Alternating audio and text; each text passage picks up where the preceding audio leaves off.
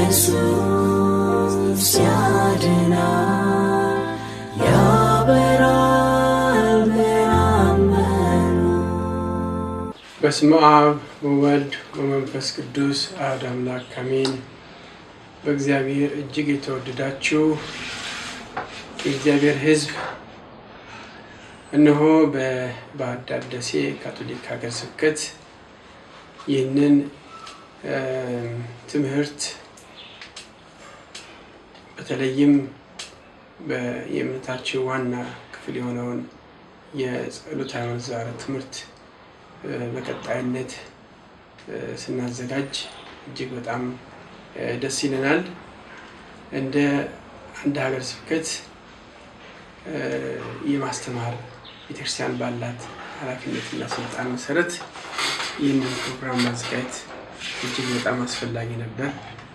ይህንን በዚህ መልኩ ከገለጽኩኝ እግዚአብሔር አምላካችን ይህንን ስራችንን የሚናገረውንም የሚሰማውንም እንዲባርክ በቅዱስ መንፈሱ በዘይቱ እንዲቀባንና ለፍሬ እንዲያደርግልን እንለምነዋለን። ክብር ምስጋና ለእርሱ ይሁን። የጌታችን ኢየሱስ ክርስቶስ በዚህ ምድር ያለውን ጉዞ ከጨረሰ በኋላ እሱ የሰራውን የደህንነት ስራ የጀመረውን የደህንነት ስራ ከአባቱ የተረከበውን የደህንነት ስራ አብ እኔን እንደላከኝ እኔም እናንተን እልካችኋለሁ በማለት በዮሐንስ ወንጌል ምዕራፍ 19 ቁጥር 20 አካባቢ በምናገኘው ከሐዋርያቶች ጋር ባደረገው ውይይት ላይ ሙሉ ስልጣንና ሙሉ ኃላፊነት መንፈስ ቅዱስን እፍ ብሎ በእነሱ ላይ ካስተነፈሰላቸው በኋላ ኃላፊነት ሰጥቷቸዋል። ይህ ብቻም አይደለም። ጌታ ኢየሱስ ክርስቶስ በምድር ላይ ስትቷቸው ሲሄድ አንደኛ ለመንፈስ ቅዱስ አደራቷቸዋል። ሁለተኛም ደግሞ የእሱ ያስተማረው ትምህርት ሙሉ ለእነሱ እንደሚጠቅም አድርጎ በዮሐንስ ወንጌል ምዕራፍ 20 ቁጥር 31 ላይ ምን ይላል? ኢየሱስ በዚህ መጽሐፍ የተጻፉት ሌሎች ብዙ ምልክቶችም በደቀ መዛሙርቱ ፊት አደረገ ካለ በኋላ ነገር ግን ኢየሱስ መሲህ የእግዚአብሔር ልጅ እንደሆነ ታምኑ ዘንድ አምናችሁም በስሙ ሕይወት ይሆንላችሁ ዘንድ ይህ መጽሐፍ ተጽፏል ብሎ መጽሐፍ ቅዱስ በተለይ የአማርኛው ትርጉም የካቶሊክ እትም በቅርቡ 2000 በፈረንጅ 2021 በአበሻ 2013 ሐምሌ ላይ በመጽሐፍ ቅዱስ ዓለም አቀፍ መጽሐፍ ቅዱስ ማህበር ታትሞ እጃችን ላይ ደርሶናል። እጅግ ደስ ይለናል። ይህ አንዱ የእምነታችን ሀብት ያዘለ የእግዚአብሔርን ቃል ያዘለ መጽሐፍ ነው። ስለዚህ ይህ መጽሐፍን አንዱ የእምነታችን ክፍል ነው። ይህ መጽሐፍ ራሱ ደግሞ በሐዋርያት ሥራ ምዕራፍ 15 ላይ ቁጥር 28 እና 29 ስንመለከት እኛና መንፈስ ቅዱስ ፈቅደን ይህንን ጽፈንላችኋል ብሎ በኢየሩሳሌም ጉባኤ ይሄ ኢየሱስም እንግዲህ እንደ አምድ ሆኖ የሚታዩት ሐዋርያቶች የቤተክርስቲያን ራሶች ዛሬ የቤተክርስቲያን ጳጳሳት የምንላቸው ከርዕሰ ሊቃነ ጳጳስ ጋር አብረው የጌታ ኢየሱስ ክርስቶስ የተወላቸውን ተልእኮ የሚፈጽሙትን እነሱ የሚወስኑት አይነት ውሳኔ ተወስኖ እንደመጣና ያለን ያ ደግሞ ዛሬ የሁለተኛ ቫቲካን ጉባኤ ተብሎ 16 ሰነድ የተከፈለውን ይህን መጽሐፍ የቤተክርስቲያናችን ሁለተኛው ወሳኝ ለእምነታችን በጣም አስፈላጊ ቤተክርስቲያን በመጽሐፍ ቅዱስ ያለውን መጽሐፍ አባቶች ተቀምጠው ለኛ በሚመች መልክ ደግሞ ያስተካክለው ከዚህ ጋር ሳይቃረን ሳይጣላ ሳይለወጥ ሳይቀየር የተሰጠ ድንጋጌ ነው። አንዳንድ የቤተክርስቲያን ውስጥ ያሉ መምህራን ጥያቄዎችን አብሮ የሚመልስ ሰነድ ነው። ይህ እንግዲህ አባቶች በዚህ በሁለተኛ ቫቲካን ጉባኤ ከመጀመሪያው ከኢየሩሳሌም ጉባኤ ጀምሮ ወደ 600 ዓመቶች አሳልፏል። ከዛ ውስጥ እንግዲህ እስከ ሁለተኛ ቫቲካን ጉባኤ፣ አንደኛ ቫቲካን ጉባኤ፣ የፍሎርስ ጉባኤ ያሉ ኋላ ይሄዳል። ይህንን ተደርጓል። ከዛም ደግሞ ቤተክርስቲያን ማህበር እንደሆነ መጠን የብዙ ሰዎች ስብስብ እንደሆነ መጠን በምድር ላይ የምትመራበት ሕግ ያስፈልጋታል። ይህም አሁንም ከመጽሐፍ ቅዱስ በሚስማማ እንደዚሁም ደግሞ ሁለተኛ ቫቲካን ጉባኤ በሰነዱ ላይ ከሰፈሩት ጋር ሳይቃረን ይህን የመሰለው አንድ የምዕራብ ቤተክርስቲያን ለኛ ደግሞ የምስራቅ ቤተክርስቲያን ይሄ የምታዩት የምስራቅ ቤተክርስቲያን ቀኖናዊ ሕግ ነው።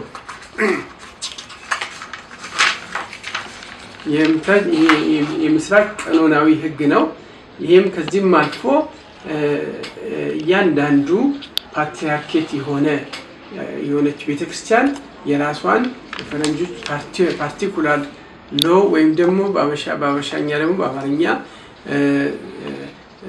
አነስተኛ ሕግ ተብሎ የሚጠቀስ አለ። እሱ ከዛም አልፎ እንግዲህ መጨረሻው ደግሞ የቤተክርስቲያን ትምህርት ነው። ይሄኛው የማህበራችን መተዳደሪያ መኖሪያችን መስሪያችን የሚፈቅድልን አካሄዳችን ገደባችን አንዱ የሚያደርገው አንዱ የማያደርገው እያንዳንዱ የስራ ድርሻ የሚወስደው የሚለይበት ሲሆን እዚህ ደግሞ ትምህርታችን ነው። አርሱም እንደሚለው የካቶሊክ ቤተክርስቲያን ትምህርተ ክርስቶስ እና ይሄ የካቶሊክ ቤተክርስቲያን ትምህርተ ክርስቶስ በ19ኛው ክፍለ ዘመን ተዘጋጅቶ ለአገልግሎት የቀረበ መጽሐፍ ነው። ይሄ የምስራቅንም የምዕራብንም የሁለቱንም ቤተክርስቲያን በተቻለ መጠን ያካተተ አምናለሁ የምንለውን ነገር ያስቀመጠ ነው። ዛሬ ለዚህ ትምህርታችን ዋናው ምክንያት የሆነን ክፍል ነው። ይህ እንግዲህ በእንዲህ እንዳለ ይሄ የመጽሐፍ ቅዱስ ክፍል እንድናስታውሰው የሚጠይቀን አንድ ነገር አለ። ይህ የመጽሐፍ ቅዱስ ክፍል የመጽሐፍ ክፍል ወይ ትምህርተ ክርስቶስ መጽሐፍ ክፍል 4 አምዶች አሉት። እኔና እናንተ አምናለን ብለን የምንከተለው 4 አምዶች አሉት። ምክንያቱም እኛ የምናምነው በሁላችንም በጸሎት ሃይማኖት ደግሞ አምላኬ ሆይ አንተ የገለጽከውን ቤተክርስቲያን የምታምነውንና የምታስተምረው ሁሉ አምናለሁ። ይሄ እጅግ በጣም የሚያስፈልግ እምነት ነው። ለኢያሱ መጽሐፍ ቅዱስ ላይ በሁለተኛው ምዕራፍ በመጀመሪያው ምዕራፍ እንደምናገኘው ወጣት ነበርና ከሙሴ ኃላፊነቱን ተከትሎ እሱ በሚሄድበት ጊዜ እግዚአብሔር ከሙሴ ጋር እንደነበርኩ ከአንተ ጋር ሆናለሁ ብሎ የመሪነት ኃላፊነት ሲሰጠው በወጣትነቱ እሱ ተቸግሮ ነበር። ነገር ግን ህዝቡ ላጡ ምራን ነው ያሉት። የምታዘን ሁሉ እንፈጽማለን፣ አንተ ብቻ በእግዚአብሔር ፊት ቅረብ እና እኛ ግን አንተን እንታዘዛለን ይሉታል። ጌታም ደግሞ ለእርሱ የረገጥከው ምድር ሁሉ ለአንተ ሰጥሃለሁ ማለት በሆነ ለመናገር ኢያሱ ወደ ተስፋይቷ ምድር ለመግባት ትልቅ አስተዋጽኦ አድርጓል። እግዚአብሔርም ታዟል። በዚያ መልኩ ሄዷል። እኔና እናንተም ደግሞ ይህችን ቃል ለቤተ ክርስቲያን የምንገባው ጌታ ኢየሱስ ክርስቶስ የገለጸውን ቤተ ክርስቲያን የምታምነው እንድታምነው አምናለሁ። ይሄ ነው። ይህንን ነው ዛሬኛ አምናለሁ ብለው አንደኛ አምድ የሐዋርያት ጸሎት ሃይማኖት የምንለው አንደኛው የእምነት መግለጫ ነው። የእምነት መግለጫ። ሁለተኛ 7ቱ ምስጢራት ናቸው። እነሱም የእምነት ምስጢር ነው። ሶስተኛ 10ቱ ትእዛዛት ናቸው። እነዚህ ደግሞ የእምነት ህይወት ናቸው። አራተኛና መጨረሻው ደግሞ እጅግ በጣም አስፈላጊ የነፍስ ምግብ ብለን የምንለው ጸሎት በእምነት ህይወት ውስጥ ነው። ጸሎት ሁልጊዜ ነፍስ እግዚአብሔርን አምላኳን የፈጠራትን ሁልጊዜ ትናፍቃለች። ከሷ ጋር የሚያገናኛትን ነገር ሁሉ ትወዳለች። ስለዚህም ነው ጸሎት የነፍስ እስትንፋስ ነው የምንለው። ለመሆኑ ጸሎት ያስፈልጋልን? ብሎ በትምህርተ ክርስቶስ መጽሐፍ ላይ በትንሹ አጭሩ ትምህርተ ክርስቶስ መጽሐፍ ላይ ይላል። ጸሎት በእርግጥ ያስፈልጋል። ያለ ጸሎት ጸጋ፣ ያለ ጸጋ ደህንነት የለምና በእርግጥም ጸሎት የግድ ያስፈልጋል ይላል። እንግዲህ ይህ መግቢያችን በዚህ መልኩ ስናስቀምጠው እንግዲህ ትምህርተ ክርስቶስ የሃይማኖት አስተምሮች በሙሉ ትኩረታቸው መሆን ያለበት ፍጻሜ በሌለው በእግዚአብሔር ፍቅር ላይ መሆን አለበት። አንደኛ ቆሮንቶስ ምዕራፍ 13 መጨረሻ ላይ እምነት፣ ተስፋ፣ ፍቅር እነዚህ ጸንተው ይኖራሉ ይላል። ነገር ግን መጨረሻ ላይ የምናገኘው ተስፋ የምናደርገው ነገር እንጨብጠዋለን። እምነትም ያመነውን ነገር እናገኘዋለን።